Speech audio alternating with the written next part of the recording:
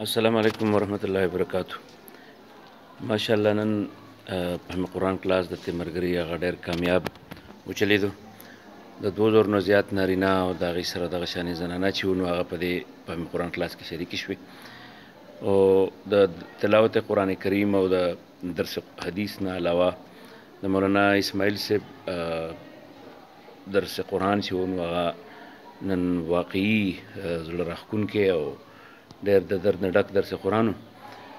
په دې خاطر باندې چې د فهم قرآن کلاس د انتظاماتو کم سلسله چلېدلې وه، اگر چې زموږ په ذهن کې دومره توقع نه وه چې دونه زیات خلک به په اول ورځ باندې شریک شي. بهرحال ډېر خلک بیا هم د خپل انتظاماتو نه بهر پاتې شو.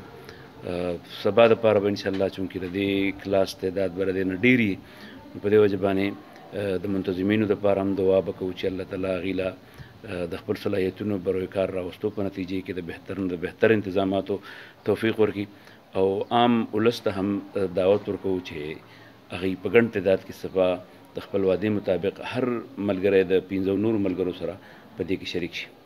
زه په دې موقع باندې د خپل انتظامي کمیټې د ملګرو چې د هغې ذلي ذمه دار سید نورالوهاب باچا صاحب، د کلاس د انتظاماتو ذمه دار شعیب صاحب، د هغوی ټولو طرف نه ستاسو شکریه ادا کوم. کوم ملګري چې پکې شریک شوي دي، الله تعالی دې د هغوی د هر قدم د نیکۍ په تله کې شمار کړي او الله دې د درس قرآن هغه ټول سعادتونه هغوی ته ورنصیب کړي.